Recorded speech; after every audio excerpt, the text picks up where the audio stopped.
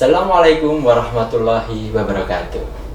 Jumpa lagi dalam program Simadu, Edukasi Pajak KPP PMA 2 On Air. Gimana kabar kawan pajak? Sehat selalu kan? Alhamdulillah. Saya Edi Darmawan akan menemani kawan pajak selama 20 menit ke depan untuk ngobrol ringan tentang pajak. Mudah-mudahan dengan obrolan ini hati kawan pajak bisa lebih terbuka untuk cinta kepada negeri. Obrolan kali ini mengambil tema yang ringan. Pajak mulai dari nol ya. Kenapa kami mengambil tema tersebut? Karena kami melihat masih banyak warga yang belum mengerti apa itu pajak, jenisnya apa, dan manfaatnya apa buat negara. Kata pepatah, tak kenal maka tak sayang. Maka di sini kami mencoba mengenalkan apa itu pajak. Dengan harapan, setelah lebih mengenal apa itu pajak, kawan pajak akan dengan sukarela menjalankan kewajiban perpajakannya. Nah, dalam episode kali ini saya ditemani oleh Kak Ravina, penyuluh ahli muda KPP PMA 2. Masih muda, energik, cerdas, dan tentu cantik. Kabar baik Mas Edi. Mas Edi apa kabar? Alhamdulillah. Melihat Mbak jadi seger hari ini. Iya. Kakak kok Mbak ya Mbak ya. Oke. Selain Kak Ravina, saya juga ditemani oleh senior saya.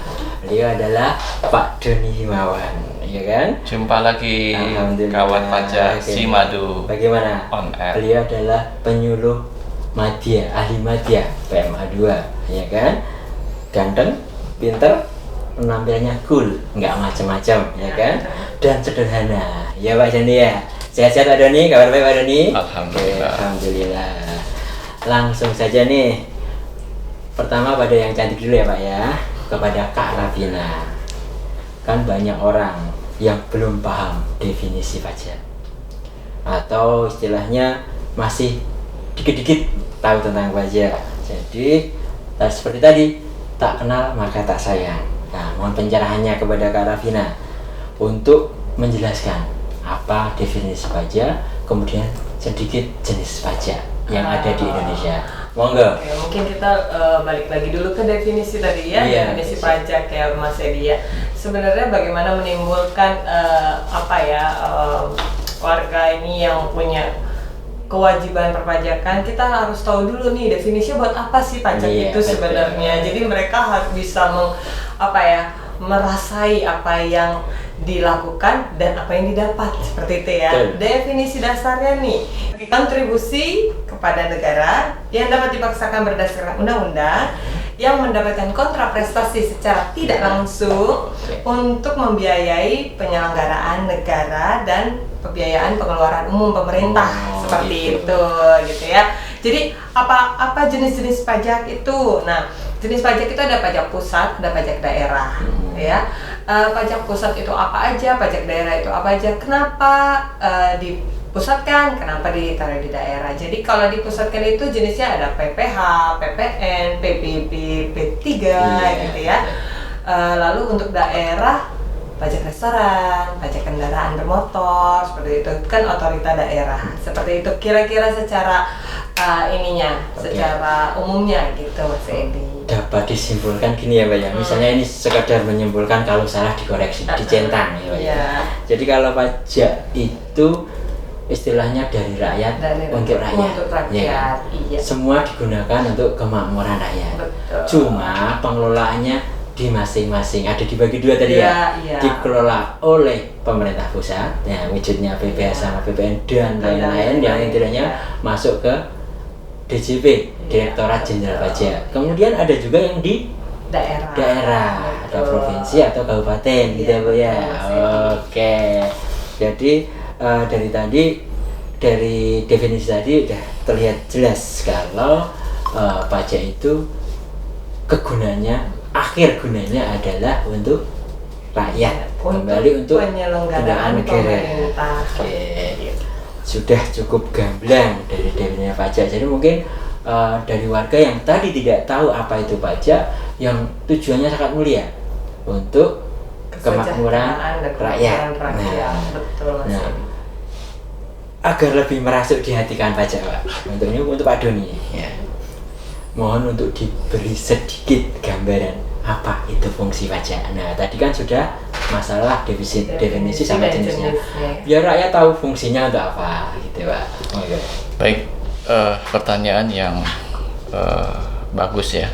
Jadi setelah tadi Mbak Rafina menerangkan secara definisi, tentu selanjutnya kita perlu menggarisbawahi berkenaan dengan fungsi pajak atau apa yang terkandung dalam sistem perpajakan di Indonesia. Secara umum berdasarkan literasi yang ada, Mas, itu ada dua. Yang pertama tentang fungsi budgeter. Memang betul bahwa pajak itu tentu menjadi bagian penting strategis untuk mengisi kas negara, budgeter di sana. Namun pemerintah dalam mengelola perpajakannya itu tidak semata-mata bertumbuh kepada atau berfokus kepada pengisian kas negara saja, tapi juga ada fungsi yang kedua, yaitu regulasi ya, atau pengaturan, kira-kira gitu. Karena perpajakan udah pasti dia akan bersinggungan baik secara langsung maupun tidak langsung terhadap perekonomian baik nasional maupun global. Nah, disinilah fungsi penting dari perpajakan yang kedua sebagai regulasi. Dia tidak semata-mata bagaimana menghimpun penerimaan dari warganya saja, tapi juga suatu ketika dilakukan semacam penyesuaian. Ambil contoh, setiap tahun selalu pemerintah bersama dengan DPR tentunya bersama-sama menyusun dan menyepakati atau mengesahkan ya, menetapkan APBN.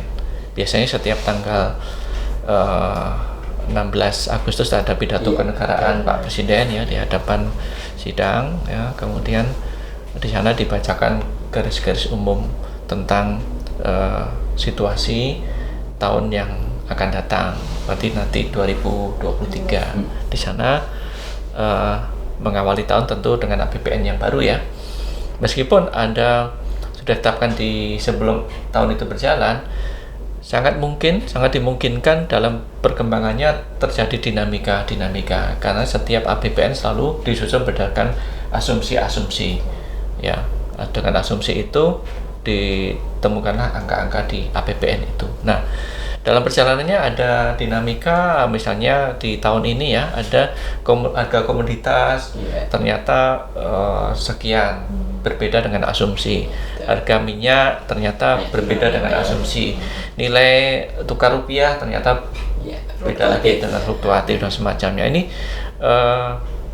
menjadi alasan, menjadi bahan pertimbangan pemerintah untuk melakukan penyesuaian di bidang regulasi. Dan itu kemarin ya, di tahun 2019 ya, 2020, 2021 kita mengenal penyesuaian banyak berkenaan dengan pandemi yang dihadapi oleh dunia, bukan hanya Indonesia. Di sana ada relaksasi dan semacamnya. Disitulah fungsi-fungsi perpajakan di sana dilakukan penyesuaian. Tentu ini dalam rangka penyelamatan ekonomi nasional ya, dan tentu saja juga tetap memperhatikan kesehatan dari kas negara. Saya rasa demikian. Itu ya Pak ya. Jos padat berisi ya jawaban dari Pak Doni. Yang intinya tadi ada dua ya Pak ya, budgeter itu untuk anggaran sama regulasi. Regulasi saat terlihat sekali pada saat pandemi kemarin ya Pak ya. Banyak sekali relaksasi perpajakan terutama. Jadi banyak insentif keluar pada saat pandemi. Itu termasuk dari kebijakan perpajakan. Begitu ya Pak ya. Betul. Oke. Terima kasih Pak Doni. Selanjutnya Mbak Rafina. Mungkin saya mau menambahkan Oke, siap, Pak. terkait fungsi tadi ya Pak ya. Iya. Tadi ada budgeter dengan anggaran Regulasi. dengan regulasi. Ada satu lagi itu untuk pemerataan atau distribusi. Oke. Terkait tadi yang definisi itu tadi ada beberapa faktor jenis pajak daerah dan pusat itu. Jadi fungsi pajak itu juga untuk pemerataan, untuk distribusi, untuk pemerataan ekonomi di segala sisi atau segala bidang dan di segala daerah. Itu sih Oh, tambah. Mungkin itu ya Pak Doni ya, ditambah mungkin kan pasti ada hubungannya antara APBN dan APBD. Nah, di situ APBN nanti akan ditransfer ke daerah untuk kegiatan daerahnya itu salah satu fungsi pajak. Nah, fungsi anggaran. Fungsi atau pemerataan. Gitu ya Pak ya. Oke. Kak Rafina, ya tadi udah jelas apa itu pajak, fungsinya apa. Nah, sekarang mohon sedikit diberi gambaran apa atau manfaat pajak. Karena kalau setelah tahu definisi, kemudian tadi fungsinya, jenisnya, kemudian tahu manfaatnya, mungkin akan lebih merasuk ke hati warga agar cinta pada negeri dengan melakukan kewajiban perpajakannya dengan sukarela. Begitu. Monggo Mbak Rafina, silakan. Mungkin tadi kita membahas apa yang namanya asal usulnya, lalu apa sih gunanya gitu ya? Apa sih manfaatnya buat warga negara di Indonesia itu gitu. Manfaatnya itu seperti yang tadi di definisi saya sudah jelaskan untuk pengeluaran umum pemerintahan dan penyelenggaraannya negara gitu ya secara umum. Lalu yang kedua itu untuk regulasi perekonomian nasional. Lalu yang ketiga itu subsidi kebutuhan masyarakat. Lalu yang keempat itu untuk pertahanan negara dan keamanan masyarakat gitu. Jadi banyak juga fasilitas-fasilitas umum juga untuk masyarakat kepentingan. Jadi pajak itu sebenarnya secara tidak langsung itu sudah terasa sama kita sekarang gitu ya. Banyak sekali kontraprestasi yang sudah kita rasakan, tapi kita tidak sadar kalau itu ternyata dari pajak gitu loh Mas Edi. Jadi mudah-mudahan masyarakat kita makin sadar pajak, makin tahu manfaatnya, definisinya, fungsinya juga tahu. Jadi kita menjalankan kewajiban perpajakan juga dengan ikhlas gitu ya, dengan senang hati gitu, karena usah doya-oya pajak wong Jawa. Iya, gitu Mas Edi. Iya. Oke. Jadi tadi manfaatnya ya sudah jelas dari Kak Rafina. Kak Rafina sudah menjelaskan beberapa manfaat ya. Manfaat apa saja tadi Kak Rafina? Untuk pengeluaran umum pemerintahan dan penyelenggaraan negara. Semua anggaran pemerintah ya, sebagian besar dari pajak ya. Pajak betul. Yang kedua itu untuk menyelenggarakan perekonomian nasional.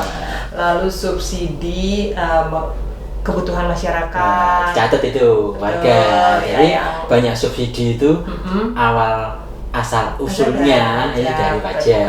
Lalu untuk pertahanan negara dan keamanan dan ketertiban masyarakat. Kalau nggak ada pajak berarti bisa saja kita itu nggak aman. Iya. Nggak bisa bersenjata. Diserang warga dari negara lain kayak kita nggak punya. Buat membiayai kepolisian kita juga gitu ya. Betul.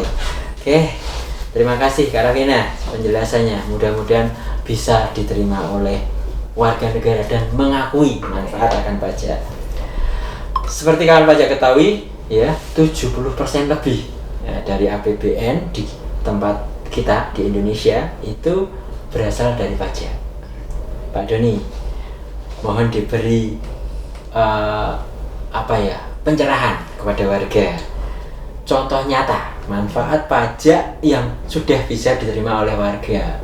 Nah, kalau di sekarang itu kan banyak kemungkinan pembangunan atau apa yang itu sebenarnya asalnya dari pajak. Monggo Pak Doni. Baik, karena Mas Edi tadi pertanyaannya berkenaan dengan APBN ya, jadi angka 70-80% itu artinya berarti kan APBN. Ya.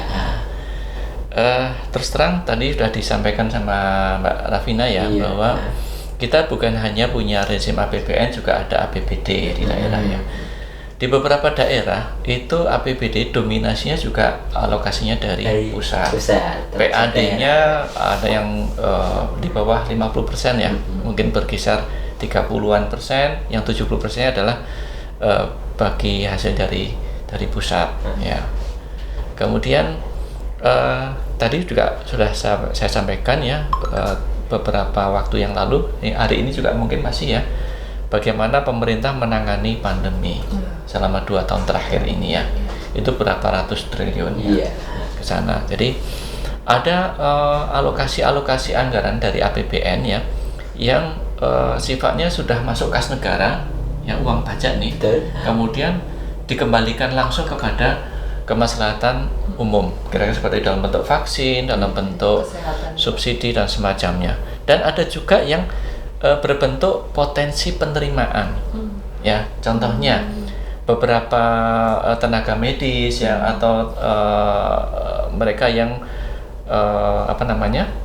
berinteraksi langsung dalam penanganan pandemi diberikan fasilitas ya, berupa misalnya pembebasan atau PPN ditanggung pemerintah ya, insentif-insentif itu banyak sekali. Di tahun lalu, sejak tahun 2020 ya, itu ada beberapa peraturan ya, baik peraturan pemerintah, PMK, sampai dengan terakhir kemarin itu di bulan Juli ini 2022 itu ada perpanjangan pemberian insentif pajak. Ya. Teruskan lagi ya Pak. Ya, insentif itu artinya apa? Artinya potensi yang harusnya masuk kas negara menjadi tidak usah masuk kas negara lah, langsung dinikmati. Betul, ya, itu seperti itu ya.